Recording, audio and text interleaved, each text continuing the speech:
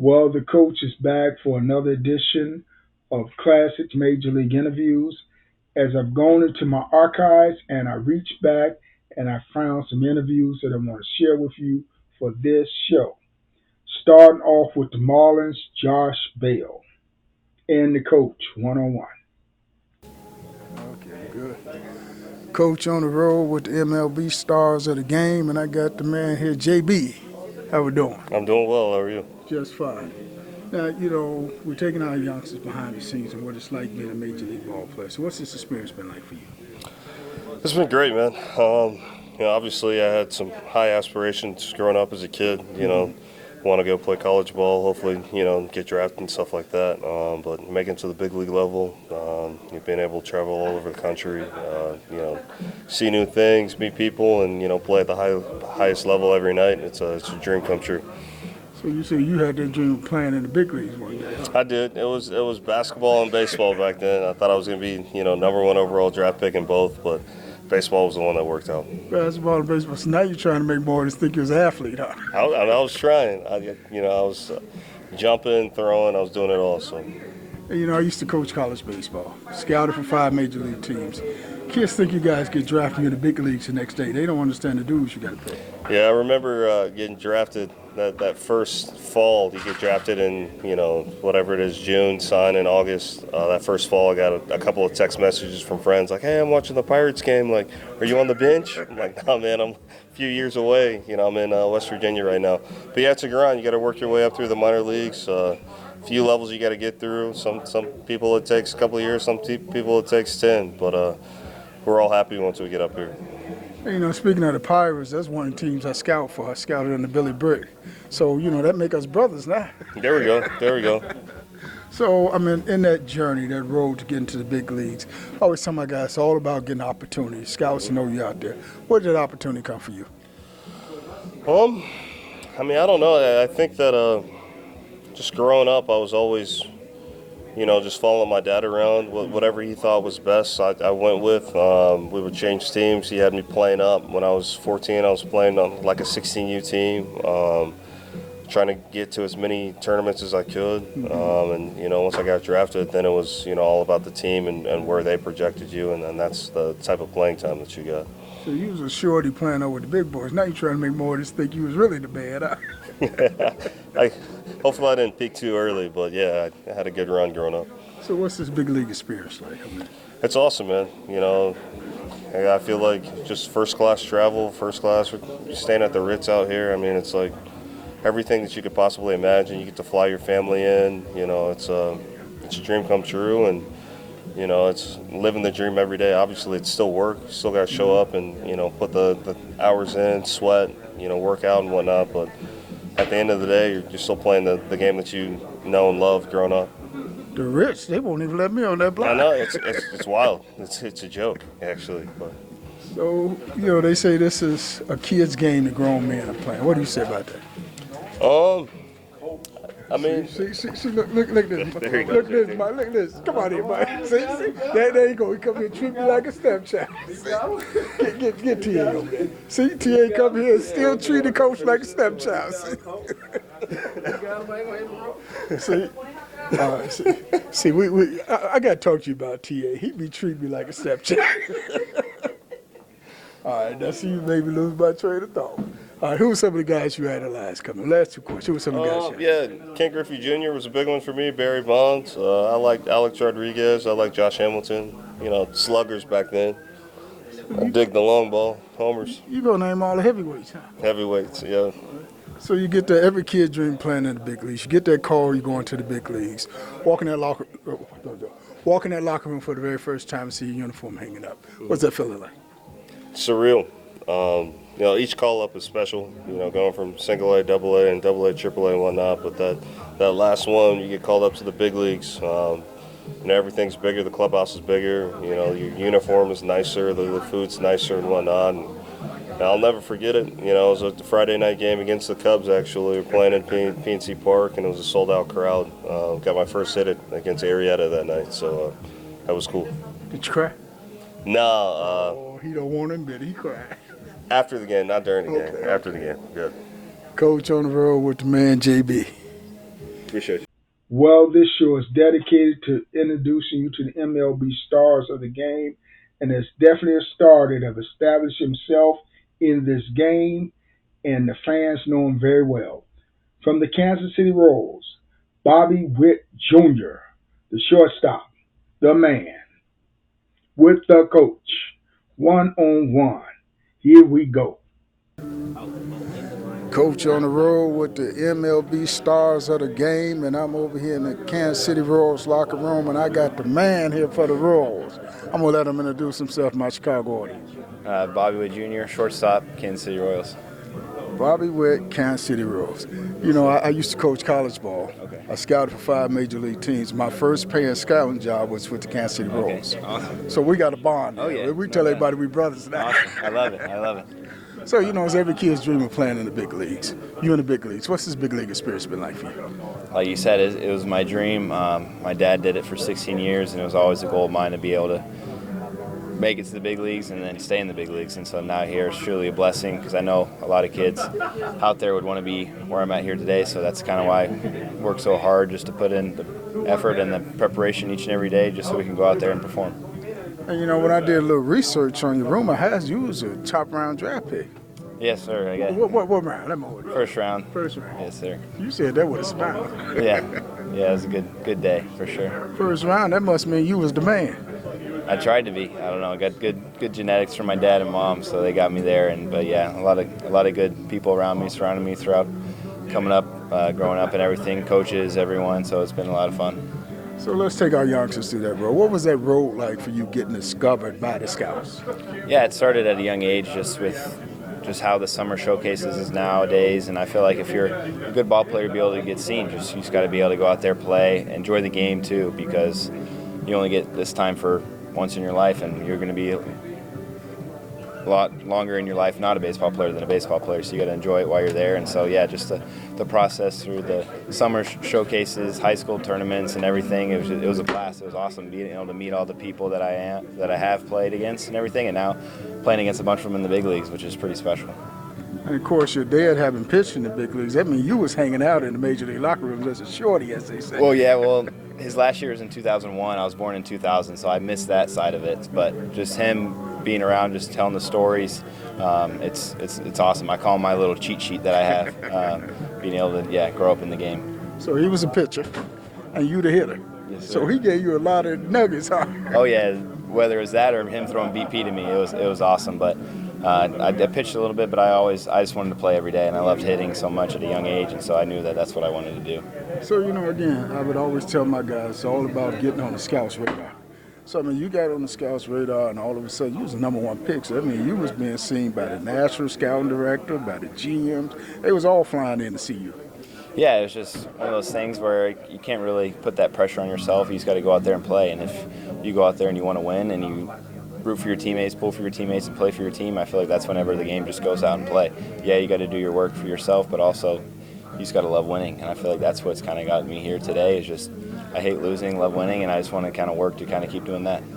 And then, you know, when the national cross-check and the scouting director, all them come to town, you know, we used to say get you a free meal out of it. So you get you steak or you got burgers?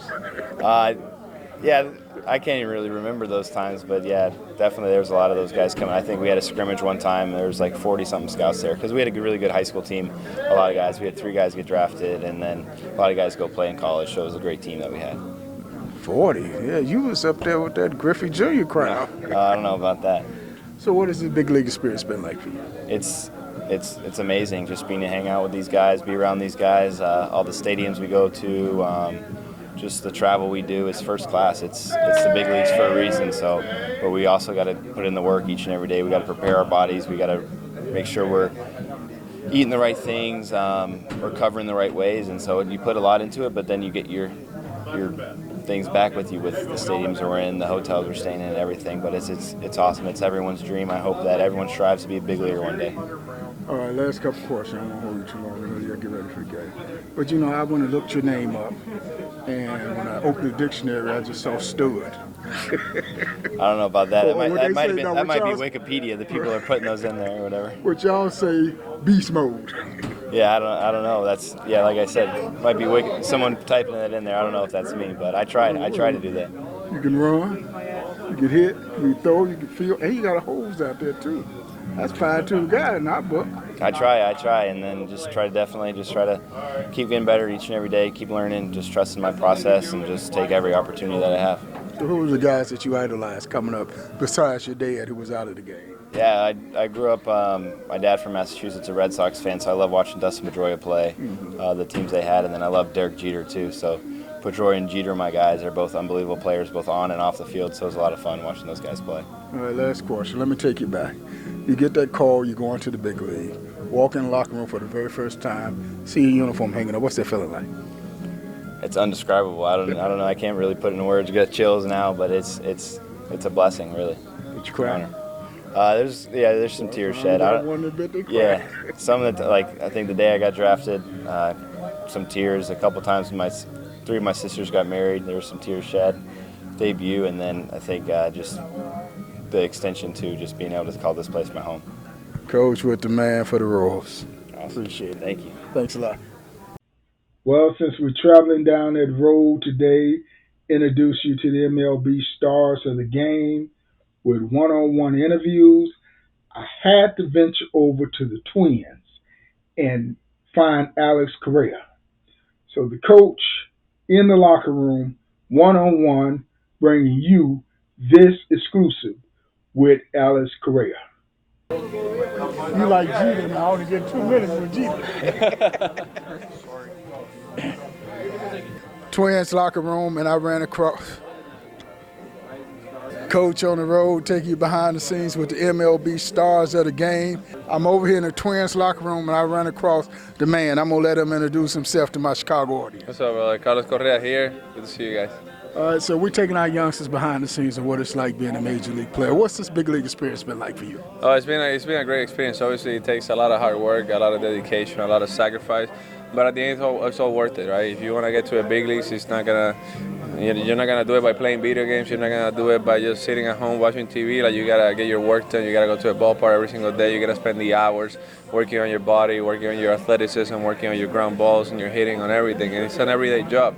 When I was in high school, I spent 4 or 5 hours at the ballpark every single day, and it was tiring, it was tough, but I don't regret any second of it, because it got me to this point where I can, take care of my children, take care of my wife, take care of my family, and that's something important to me.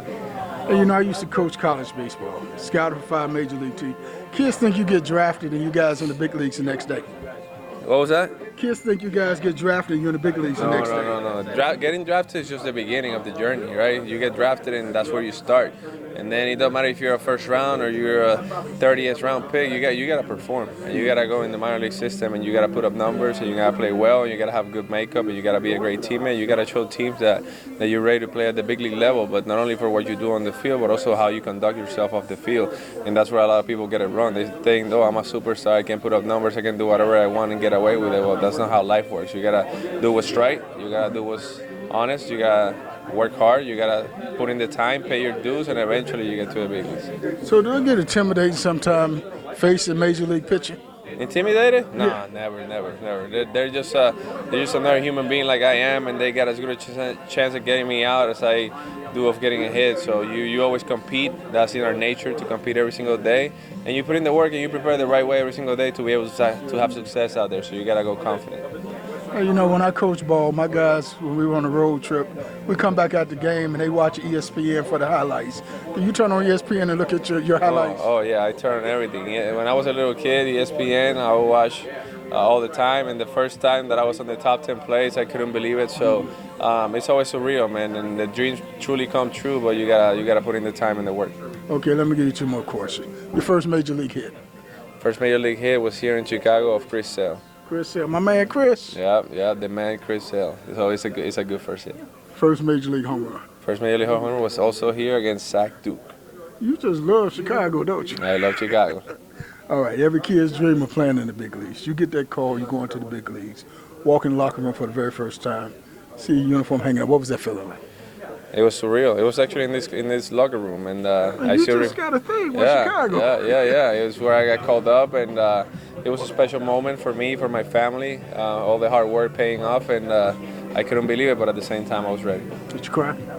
Oh no crying. Man, come on, No you crying. cried. But I did call my parents right away, and they were crying. Mama cried. Yeah. Thank you, brother. Coach with the band. Nice to I meet you. appreciate it. Thanks a lot. Thank you, brother. We making our way east, west, north, south, bringing you the MLB stars of the game, and we don't want you to miss anyone.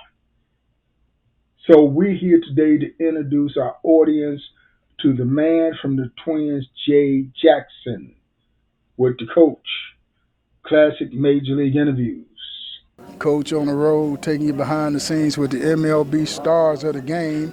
Now I'm over here in the Twins locker room, and I got the man here for the Twins, JJ. Yes, sir. I'm going to let him introduce himself to my Chicago audience. Hey, how's it going? I'm Jay Jackson from Greenville, South Carolina. Drafted originally by the Chicago Cubs way back in the day. But yeah, glad to be here. 17th year playing pro ball. Excited to be with the Minnesota Twins. Excited to be here with you right now. So just enjoying this moment, man. 17 years. 17 years in Man, I professional thought ball. you was only 17 years old. I wish. Wait a minute now. Wait, my brother was 17 years in the big leagues. Not in the big leagues, but just in professional baseball. In professional, same thing. Same Yes, thing. sir. So 17 years in this game, that's a long time. It is, yeah, almost half of my adult life, yeah. So how you maintain yourself longevity-wise? Just trusting my body, trusting the man upstairs, and just, trying to stay as healthy as possible. I luckily haven't had too many injuries, but just working hard and trying to honestly stay on the right path. So, I used to coach college baseball, and I scouted for 5 major league teams. I always told my guys, pitching and catching was the quickest way to the big leagues. Sometimes. A lot of times I think it is, because you can never have too much pitching, they always say. But I was blessed to end up being a pitcher and getting drafted as a pitcher, but I played both ways in college. I was an outfielder, infielder, and a pitcher in college. Ended up getting drafted as a pitcher, and then just luckily climbed the ranks. I was a little advanced. Outfielder, infielder, and pitcher? Yeah. So you want my audience to think you was the man, huh? Wasn't a man. I was just out there trying to help the team You any way I won't think could. you was the man, huh? Nah. You gonna throw your versatility out there, too. I was versatile for sure, but it was just whatever I could do to help the team. I enjoy playing baseball. I think that was the main thing. The love for the game was definitely the first thing that I'd say kept me around as long as it has. It's just loving this game and trying to just do what I can to impact it in whatever way I can. And who were some of the players that mentored you along the way? I had one of the biggest guys who impacted me was Marlon Byrd. I had Marlon Byrd when I was with the Chicago Cubs. I had Derek Lee, and then my first time I got to the big leagues with San Diego Padres. On that team, I had Justin Upton, B.J. Upton, Matt Kemp. I had James Shields on that team as well. I had a few guys. You see LaTroy walking by right here. Big league. Yeah, so I get to talk to Troy now all the time. But those were the main guys that I had around me at the time, and just some of my peers that I had back in the day. We kind of just bounced off each other and just kind of kept each other's spirits up. So you named some heavyweights there now. A couple of them. I've been around for a little bit. So you was the man and you was hanging out with the big boys. Huh? Definitely wasn't the man, but I was hanging out with some people that could be considered the man, though. And then you from North Carolina? South Carolina. South Carolina. Oh, I got to get those Carolinas right. So you from South Carolina. Now, how a South Carolina country boy make it in the big city? I don't know. Like I said, it's just by the grace of God, honestly. I feel like just him giving me the ability, and then just the love of the game, my family being really supportive and helping me throughout the way. Just, the times that I was down, having the support from them, and trusting that, this is the way to go, and just trusting that this was going to make me happy and following that path. So what would you say to that young, inspiring high school, college baseball players chasing that dream? Enjoy every day out there. It's always special. You never know when it's going to be your last one. But if it's what's meant to be and it's meant for you to be happy and that's what you enjoy doing and you enjoy the game, keep pursuing it. Don't give up on it. Keep enjoying every moment you have, because you never know where you'll be or where you'll end up. So you're still enjoying this game? I love it every day. Every single day. I'm blessed to wake up, first of all, and second of all, to be here and enjoy this beautiful game that we play and enjoy all these great guys I have around me. So do you pinch yourself sometimes and say, I'm really here? I do. There's a couple of days I always wake up and I'm just like, you know what? I got a great life. I got to be thankful for it. I wake up every day and give glory to the man upstairs and tell him thank you for just allowing me to be here. But I definitely pinch myself just to think that this is what I'm doing for a living right now. So let's take you back. Last two questions. Let's take you back. Every kid dream of playing in the big leagues. You get that call, you're going to the big leagues. Walk in that locker room and see your uniform hanging up. What was that feeling like? The first time, it was really nerve-wracking. I was so nervous because I didn't know what to do. I didn't know how I was going to perform or anything like that. But it was also a sigh of relief because all the hard work that you had put in kind of feel like you pay it off. But then you get nervous again because it's like I might have to pitch in this game. So it's definitely it's a lot going on, but it's a lot of fun. It was amazing. Did you cry? I did not cry. He cried. I was really excited. He cried. I did cry, but I was really excited. Did Mama cry? She definitely cried. I know Mama cried. She definitely cried. I know she felt a type of way, and like I said, just thanks to them for all the support they gave me over the years. Coach on the road with the man. Appreciate it. All right. Well, we're making our rounds and we're going around the major leagues, introduce you to the MLB stars of the game. And we got one right here in our own backyard. Nico Horner, Chicago Cubs second baseman. And he's a good one, too. With the coach. Here we go. That's him. Ready? Coach on the road, and I got Coach on the road with the MLB stars of the game, and I got the man here, Nico Horner. How we doing? Doing great. Yeah, excited to play tonight. All right, let me take you back a little bit because I've been following your career. Now, a few years back, the Cubs was in a pennant chase. They won a World Series, and we was hearing rumors about this young and up-and-coming rookie, Nico Horner. So, what was that like for you, just waiting your time to get here?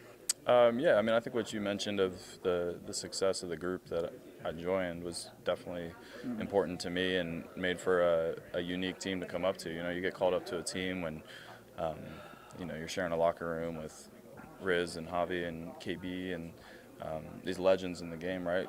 And then not to mention all the pitchers, like the presence of those people was very real, and I feel like I learned a lot just by watching people go about their business.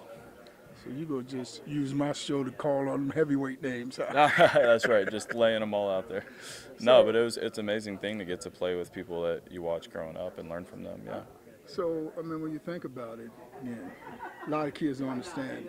It's a process getting to the big leagues. And in some cases, you could be ready, but you got to abide your time. And Nico abided his time, made it up through the system, and now you fastly become one of the faces of the Chicago Cubs. Yeah, and especially getting to play in Chicago is an incredible opportunity, for either team here, right? It's an incredible city to be living in and to play sports in, and we're incredibly lucky with our fan base that we have, and it makes playing every day a lot of fun. Well, they got to be even special for the Cubs. I tell everybody, Cubs, Dodgers, Yankees, America's team. You guys go all over, and you sell out crowds just to come see the Cubs play.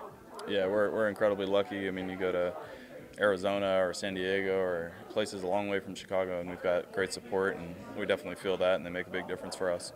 So do you pinch yourself sometime and say, wow, I'm really in the big leagues?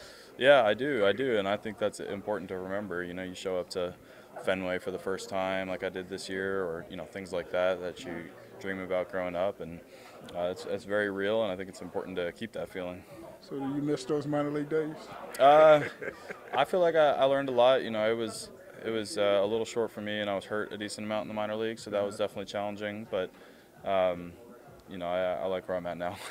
You don't miss it at all. Right? Did you go through those days? Torrey Hunter told me about them peanut butter jelly salami days. Did you experience those? We got it pretty good now, to be honest, man. There's definitely the big leagues is a different level, obviously, but the Cubs do a great job of taking care of their minor leaguers, and the resources we have here are pretty good, so we've been lucky. So, a lot of fans never get to see the inside of a major league locker room. What is it like to walk in this tunnel and come down in there and actually be inside a major league locker room? It's special. It's our space. It's a special place to have a room full of guys that have, like you said, worked so hard to get here, and we're all at different points in our career, but have that common purpose of winning and making the most of every day. And I think it's really inspiring to be around other guys like that. And what about some of the comical things that go on in the team? Yeah, there's always something. I think one of the coolest parts of our game is just that we have people in our locker room from everywhere in the world, right? I mean, we've got multiple Japanese players, players from all across Latin America, all across our country here, and great senses of humor. Hector Neris is hilarious in our bullpen and keeps things loose around here, and we got a good group. And again, I know having coached college ball, scouted 5 major league teams, on them rides to and from the game, there's a lot of trash talking going on. Do you guys have trash talk? Yeah, there's always some good banter, whether it's fantasy football in the off season or whatnot. But we got a good group and really enjoy playing with these guys. So, how many more years for Nico? For what? Playing baseball? Playing baseball. Man, as long as I can play, they're making it hard on guys to stick around now. Obviously, the talent is so high and there's so many good players, but play for as long as I can and keep enjoying it. Last 2 quarters. First major league hit. I was in my debut, my first at bat in San Diego in September of 2019. First major league home run. It was first pitch I saw here at Wrigley. Did you get the ball? I did get the ball. It went in the bushes, so no fans got it. What you do with it? Just at home. At home, got it in a drawer and some other cool things. But baseball gloves are the main thing that I've really held on to. I got all my gloves I've used, so that's the one. You didn't give it to Mama? She gave it back to me. She said, you got too much stuff in the house. So. Mama, get it back from her. All right, so I always ask the question, last question I always ask, maybe you walk in the locker room for the very first time, seeing your uniform hanging up, what was that feeling like? Incredible, all the emotions. There's excitement, there's nerves, but all those things come from an amazing place of understanding how much work it took to get to that point and all the people that helped me. And I was really lucky with my family and coaches and everyone I had, and I feel like all those people have a little part of that too. Did you cry? He cried. When I got called up, definitely. Okay. I don't know about in the locker room, but everywhere else probably. Mama cried? Yeah, of course. Coach with the man, Nico Horner. There you go. I appreciate it. Thank you. Thanks a lot. Well, once again, we want to pay tribute to the founding father of Negro League Baseball, Andrew Rule Foster, who I've written a book about, Game Changer, Andrew Rule Foster and the Birth of Negro League Baseball, to give you some insights to the birth of Negro League Baseball. So make sure you tell a friend to get a copy. It's on Amazon and it's on our website. Check us out. For a 21st century audience, Game Changer, Rube Foster and the Birth of Black Baseball. Rube Foster first conceived the idea of an organized Negro baseball league in the mid to late 1910s based on his experiences as a player and manager. His dream became reality in 1920 when he founded the Negro National League in Kansas City, uniting teams across the Midwest under one professional organization. Was the first successful professional Negro baseball league in history. Foster served as president of the league. Andrew Rube Foster, 1879 to 1930, was a pioneering baseball player, manager, and executive who played a crucial role in the development of black baseball in the early 20th century. A brilliant pitcher in his youth, Foster went on to found and manage the Chicago American Giants, one of the most successful teams in black baseball history. Because of his vision, leadership, and impact on the game's growth and organization, he earned the title Father of Black Baseball. Foster was inducted into the Baseball Hall of Fame in 1981. Game Changer, Rube Foster and the Birth of Black Baseball, the man, the myth, the forgotten legend. For a 21st century audience, Game Changer, Rube Foster and the Birth of Black Baseball. That's www.feoa.info. Every day.